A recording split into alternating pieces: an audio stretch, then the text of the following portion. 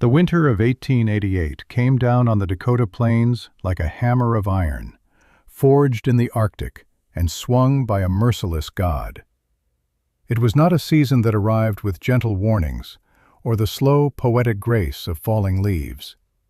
It descended in a single, brutal night, a thief that stole the last vestiges of autumn's warmth and left behind a world of brittle, frozen silence.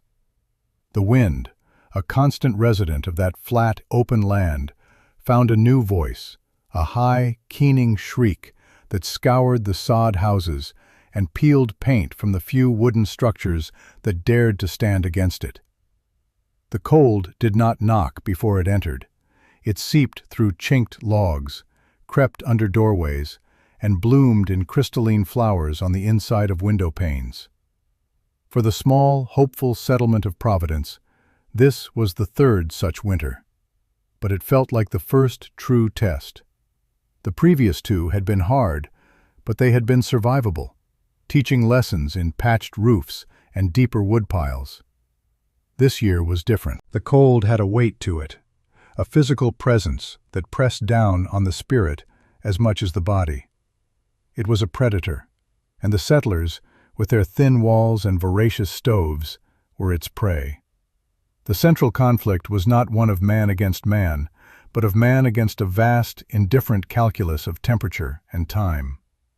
The equation was simple. Fire consumed wood, and the cold consumed fire.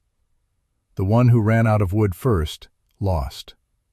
The struggle was universal, a shared misery that bound the community in a fragile solidarity. In the cabin of the blacksmith, a man whose arms were as thick as fence posts, the fire roared day and night. Yet his wife still wrapped their newborn in every blanket they owned, her breath pluming in the air just feet from the hearth. In the home of the preacher, prayers for deliverance were offered with chattering teeth. He fed his stove with a grim piety, watching the precious fuel turn to ash, each log a sacrifice that seemed to buy only another hour of tenuous warmth. Every family felt the same dread creeping in. The woodpiles, which had looked like mountains of security in October, were shrinking with an alarming speed, melting away like snow in a spring thaw. They all followed the same time-honored logic, the wisdom passed down from fathers to sons. Wood was to be cut, split, and stacked. It needed to be kept dry, sheltered from the snow under a simple lean-to or a dedicated shed with a sloped roof. Dry wood burned hot. That was the beginning and the end of the lesson. It was a truth as solid and unyielding as the frozen earth beneath their feet. They saw their dwindling supplies and concluded there was only one solution: work harder, chop faster, and stack higher. They believed the problem was one of volume, not of principle. They were wrong. Among them lived a woman named Ilara. She was a widow, a fact the town treated as both a tragedy and a mark of fragility. Her husband, a quiet man named Thomas, had been an engineer back east, a man of blueprints and strange, meticulous calculations. He had been drawn to the West not by the promise of land, but by the challenge of its emptiness. A fever had taken him in their second year, leaving Ilara with two small children, a half-finished cabin, and a collection of books filled with diagrams and theories that no one else in Providence could decipher. She was seen as a gentle soul, observant and quiet, but adrift. The community pitied her. They assumed she would be the first to fail the winter's test. Ilara, however, did not see the world through the same lens of inherited wisdom. She saw it through the memory of her husband's teachings and the cold, hard logic she had absorbed from his books. As she watched her own woodpile shrink, she didn't just see disappearing logs. She saw a problem of thermodynamics. She felt the wood she brought inside. It was not just cold. It was dense, with a deep and penetrating frost. It felt like a stone. When she placed it in the stove, she could hear the hiss of frozen moisture turning to steam, a sound that was a tax on the heat. The fire had to fight the cold in the wood before it could fight the cold in the room. It was a battle on two fronts, and it was inefficient. One blustery afternoon, while her children slept huddled together, she stood before her woodshed, the wind tearing at her shawl. An idea, born from a diagram in one of Thomas's books on kiln construction, began to take shape in her mind. It was not a new idea in the grand history of the world, but it was utterly alien to the plains of Dakota. The problem wasn't that the wood was wet. Her shed kept it perfectly dry. The problem was that the wood was frozen solid. The cold itself was the contaminant. Therefore, the solution was not to keep the wood dry, but to keep it from freezing. She needed to insulate the wood itself. She would build a second skin around her woodshed, a wrap. She would use the materials of the land itself, sod bricks, cut from the prairie, and packed with dry slough grass for insulation. This outer wall would not touch the inner wall of the shed. It would be separated by a gap of still air, which Thomas had always called the greatest insulator of all. The structure would not be a shed, but a shelter for a shed. It would be a coat for her fuel. The goal was to trap the residual warmth of the earth beneath and create a buffer zone, a space where the temperature might still be cold, but would never plunge to the soul-crushing depths of the air outside. The first time Silas Blackwood saw her marking lines in the frozen dirt, he stopped his wagon. Silas was the closest thing Providence had to an elder statesman. He had built half the cabins in the settlement, and his hands, though gnarled with age, could still read the grain of a log like a written page. He was a man of immense practical knowledge and even more immense pride. He saw Elara's strange rectangular outline around her perfectly good woodshed and frowned, a gesture that etched deeper lines into his weathered face. He approached, his boots crunching on the snow. "What foolishness is this, Elara?" he asked, his voice not unkind, but heavy with the certainty of his own expertise. She explained her idea in simple, direct terms. She spoke of the cold sinking into the wood, of the energy wasted in burning frost. She described the outer wall, the air gap, the sod insulation. She spoke with a quiet confidence that came from understanding the principle, not just the practice. Silas listened, his head cocked, his expression shifting from curiosity to disbelief, and finally, to a kind of pitying amusement. He had built structures to withstand the wind and the snow for 40 years. He had never heard such a fanciful notion. He shook his head slowly, a faint smile on his lips. "Woman, wood is wood. It's dead. It doesn't feel the cold. You're wasting your strength on a ghost story." He gestured to her existing shed. "Your husband built you a fine shed. It keeps the snow off. That's all a shed is for. You'll work yourself to the bone for nothing." He then turned to the other men who had gathered, drawn by the unusual sight. "She thinks she can teach the wood how to be warm," he announced, and a few of them chuckled. The sound was not cruel, but it was dismissive. It was the laughter of men who knew the world as it was, directed at a woman they believed was lost in a dream. The community's skepticism settled over her project like a shroud. The consensus was swift and unforgiving. The widow, they whispered, had finally been broken by grief and hardship. Her mind had wandered. They called her project Elara's Folly, or the Woodshed's Winter Coat. Children, echoing their parents, would sometimes run past her property and yell, "Keeping the logs warm?" before dissolving into giggles. The mockery was a constant, low-grade hum of disapproval, a social friction designed to pull a straying member back into the fold of accepted tradition. But Elara did not stray back. She had a purpose, rooted in the survival of her children, and the whispers of the town were no match for the howling of the wind. And so, she began the work. Alone. Each morning, before the sun had summoned the courage to crest the horizon, she was outside. The first task was cutting the sod. The ground was frozen as hard as rock. She used her husband's heaviest mattock, a tool that seemed to weigh as much as she did. She would bring kettles of boiling water from the stove, pouring them onto a small patch of earth to soften it just enough for the blade to bite. It was agonizingly slow work. Each swing sent a jarring shock up her arms and into her shoulders. For every brick of prairie soil she managed to pry from the earth, she had to expend 100 blows, her breath crystallizing in the air with each panted exertion. The sod bricks were heavy, dense with frozen earth and tangled grass roots. She laid them one by one, forming the foundation of her outer wall, a careful foot away from the existing shed. Her hands, protected only by thin leather gloves, grew raw and chapped, then split and bled. The pain was a constant companion, a dull fire that lived in her fingers and palms. But she worked with a methodical patience, a quiet diligence that was its own form of defiance. She was not just laying bricks of sod. She was laying a foundation of faith in a principle no one else could see. She was building an argument against the tyranny of the cold. While she labored, the rest of the community bustled with their own winter preparations, their actions a stark and constant contrast to hers.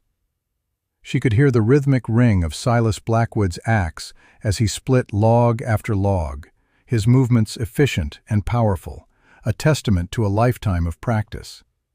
She watched her neighbors reinforcing their lean-tos, adding another layer of planks, their work completed in a single afternoon.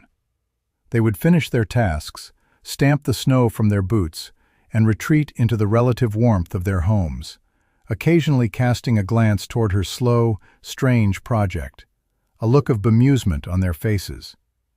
Their speed made her slowness seem all the more foolish. They were preparing for winter the way it had always been done. They were reinforcing tradition. She was attempting a quiet revolution. As the outer wall grew higher, she began to insulate it. She would walk for miles to the frozen slough, where the tall grasses stood stiff and brittle above the snow. She gathered it in enormous bundles, dragging it back on a makeshift sled. This grass, she knew, was filled with tiny, hollow chambers of air.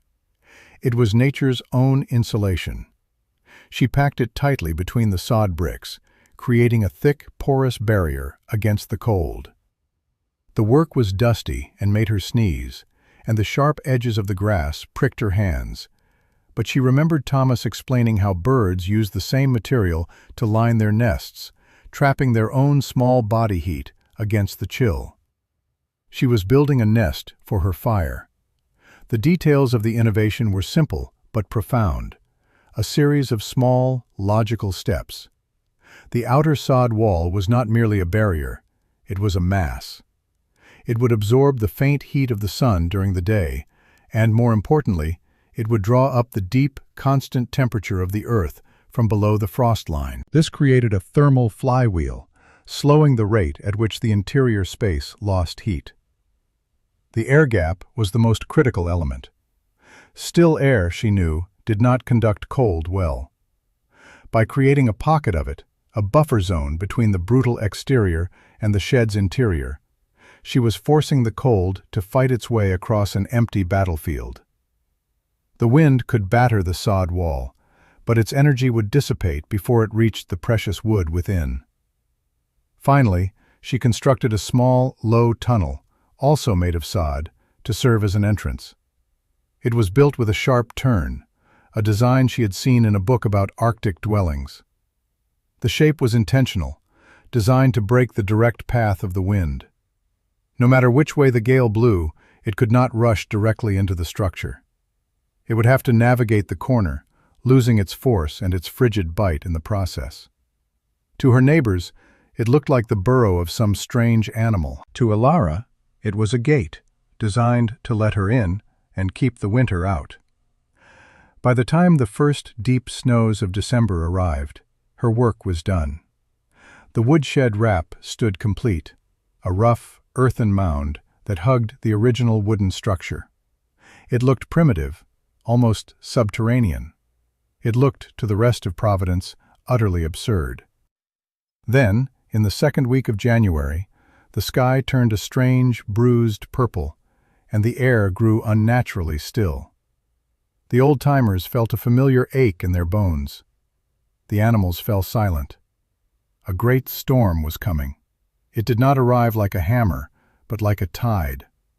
The temperature began to drop, not by degrees, but by tens of degrees. The wind, which had been a constant companion, returned with a new and terrifying fury.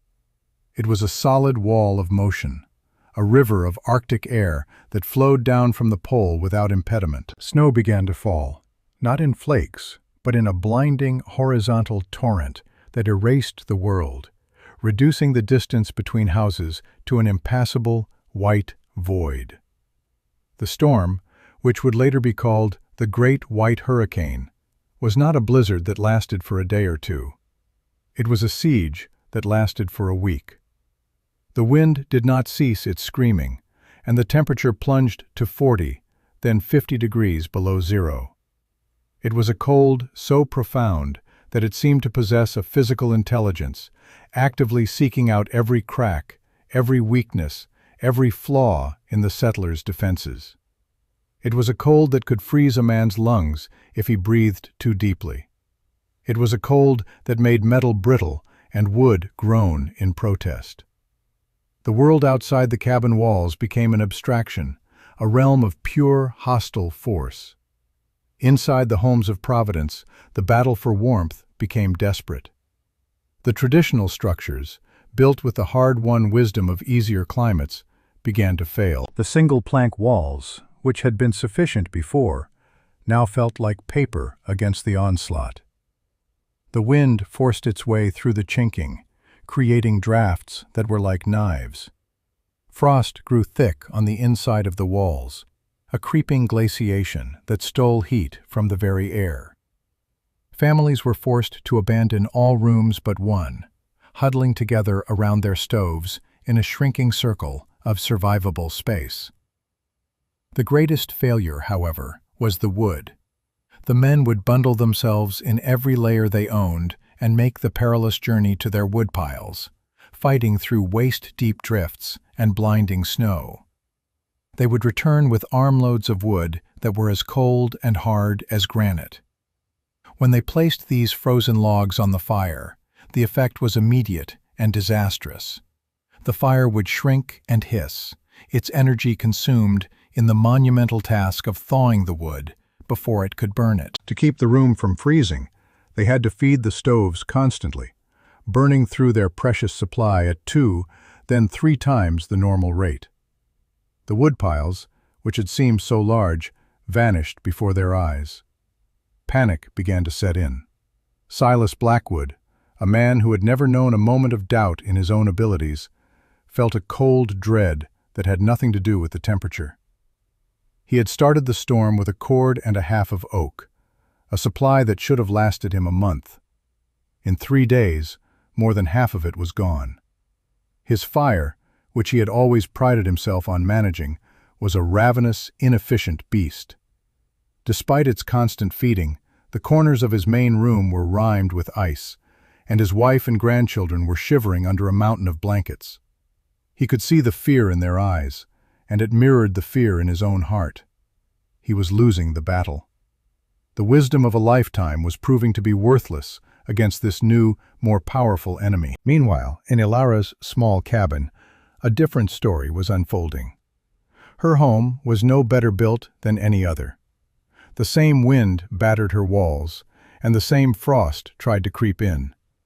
But her fire was different. When she made the short journey to her wrapped woodshed, crawling through the low, angled tunnel, she entered a space that was profoundly changed. The air inside was still. The oppressive roar of the wind vanished, replaced by a deep, muffled silence. And while the air was cold, it was a simple, honest cold, not the vicious, soul-stealing cold of the outside world. The wood itself was the true miracle. When she picked up a log, it felt cool to the touch, but it did not have the bone-deep, stony frost of her neighbor's fuel. It was merely chilled. She would carry an armload back to her cabin, and when she placed a log in the stove, it would catch fire almost immediately. There was no hiss of melting ice, no wasted energy fighting a war against its own frozen state. The wood burned cleanly, evenly, and with a surprising intensity. The heat it produced was steady and radiant, pushing back against the cold that pressed in on her small home. The principles her husband had taught her, the theories from his books, were working. The sod, the air gap, the careful construction, it was all holding. Her argument against the winter was being proven true.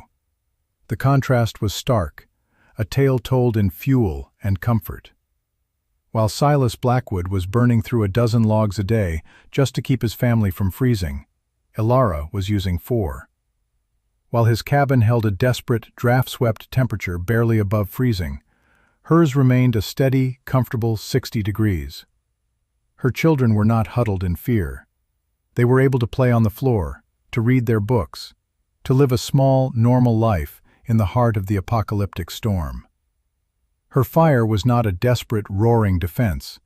It was a calm, confident hearth. Her triumph was not loud or boastful. It was as quiet and as steady as the flame in her stove. On the 5th day of the storm, Silas made a decision. His woodpile was nearly gone. He had 2 days of fuel left, at most. His pride had been eroded by the relentless cold and the fear for his family. He had to do something. He thought of the widow, of her strange mound of earth. He had laughed at it, dismissed it as folly. But now, in his desperation, that folly seemed like the only sliver of hope. He had to see. He had to know. Bundling himself against the wind, he told his wife he was going out. He did not say where. He could not yet bring himself to admit, even to her, that he was going to the one person he had so publicly mocked. The journey was a battle in itself. The 50 yards between his cabin and hers was a frozen hellscape. The wind tore at him, trying to rip the breath from his lungs, and the snow was a thick, clinging morass. By the time he reached her door, he was exhausted, his beard a solid mass of ice. He knocked, his gloved fist making a dull, muffled sound. When Elara opened the door, the first thing that struck him was not a sight, but a feeling. A wave of calm, steady warmth washed over him, a sensation so alien and so welcome that he almost wept. He stumbled inside, pulling the door shut against the raging storm. He looked around, his eyes wide with disbelief. There was no roaring fire, no mountain of logs stacked by the stove. There was only a small, content fire, burning with a quiet efficiency he had never witnessed. Her 2 children were sitting at a small table, drawing on pieces of slate, their cheeks rosy with warmth, not flushed with fever. The air was not just warm, it was still. The drafts that plagued his own home were absent. It was a sanctuary. He looked from the calm fire to the comfortable children, and then to Elara, who stood watching him with a quiet, unreadable expression. All his pride, all his certainty, all the accumulated wisdom of his years collapsed in that moment. He was wrong. It was a simple, devastating, and undeniable fact. He had been so profoundly, arrogantly wrong. "How?" he managed to choke out, his voice raspy. "My fire eats wood like a monster. Yours, it sips. How is this possible?" Elara did not smile in triumph. She did not say, "I told you so." Her victory was not. It looked like the most intelligent thing he had ever seen. He understood then that he had been fighting the wrong enemy. He had been fighting the winter's symptoms, the need for more wood, while she had attacked the disease itself, the loss of energy. He had been a soldier in a war of attrition. She had been a general who understood strategy. His humility, when it finally arrived, was as vast and complete as the storm outside. Word of Alara's warm cabin and her small, steady fire began to spread, carried on the desperate winds of the storm itself. After Silas returned to his own home with an armload of Alara's unfrozen wood, a gift freely given, he could not keep the story to himself. He told his nearest neighbor, who, facing his own dwindling woodpile, made the same desperate pilgrimage. And then another followed. Each person who entered Alara's cabin had the same reaction. First, the physical shock of the gentle, pervasive warmth, and then the mental shock of realizing that their entire understanding of winter survival had been flawed. The laughter that had once followed her was replaced by a stunned, respectful silence. The men who had chuckled at her woods winter coat now stood in her doorway, their hats in their hands, their faces a mixture of awe and shame. They saw her healthy children, her modest fire, and her calm demeanor, and they understood the depth of their own ignorance. They had trusted in the strength of their arms, in the power of the axe. She had trusted in the power of an idea.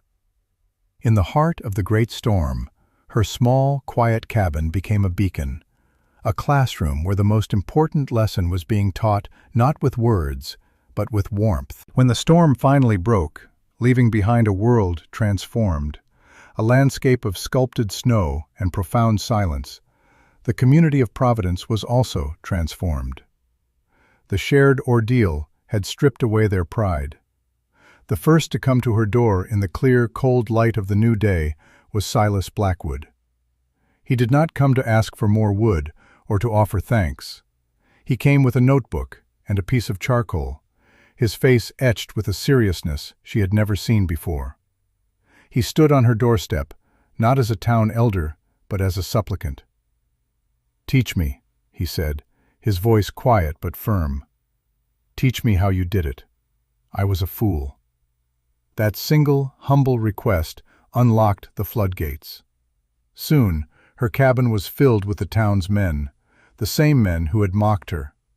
They sat on her floor, on crates, on the edges of her furniture, listening with rapt attention. Alara, who had never sought to be a teacher, found herself explaining the principles of thermodynamics in the simplest terms she could find. She drew diagrams in the frost on the window pane, showing them the sod wall, the crucial air gap, the angled entrance. She spoke of how still air was like a blanket, how thermal mass was like a stone warmed by a fire that holds its heat long after the flames have died. She shared her knowledge freely, with no hint of bitterness or resentment. Her reward was not in their praise, but in the understanding dawning in their eyes. She was not just giving them a blueprint for a better woodshed, she was giving them a new way to see the world. She was teaching them to look beyond the surface of a problem, to question the old ways, and to respect the quiet power of observation and thought. She took them outside and showed them the construction, letting them feel the difference in the air inside the wrap, letting them touch the wood that had saved her. They left, not just with knowledge, but with a profound sense of respect for the quiet woman they had so badly underestimated. That spring, as the great thaw began and the prairie slowly returned to life, a new sound filled the air in Providence. It was not just the sound of axes splitting wood for the following year. It was the sound of saws cutting sod and hammers building new frames. Under the guidance of Silas Blackwood, who now acted as Alara's most devoted foreman, the entire community began to build. Every family constructed a woodshed wrap, each one a copy of the original, a monument to a lesson learned in the crucible of the great storm. The widow's wrap, the name once used for mockery, became a term of reverence. The physical landscape of the settlement changed. The neat rows of simple wooden sheds were now embraced by thick earthen walls, making the town look as though it were sinking back into the prairie from which it had sprung. The structures were a testament to a collective shift in thinking, a visible symbol of humility and adaptation. They were no longer just building shelters, they were building systems. They were no longer fighting the winter with brute force, they were learning to outsmart it, to use its own principles against it. The story of the innovation, and of the widow who conceived it, did not remain confined to Providence. Travelers passing through that summer saw the strange, effective structures and heard the tale of their creation. A surveyor mapping the territory took meticulous notes and included a sketch of the design in his official report, calling it a novel solution to the problem of fuel conservation in extreme climates. The idea spread, carried by word of mouth and by letter, to other fledgling settlements across the plains. The Dakota Rap began to appear in other communities, its origins often forgotten, but its effectiveness undeniable. It became a piece of anonymous folk wisdom, a quiet, grassroots innovation that saved countless lives in the harsh winters that followed. Ilara never sought credit or fame. She remained the quiet, observant woman she had always been.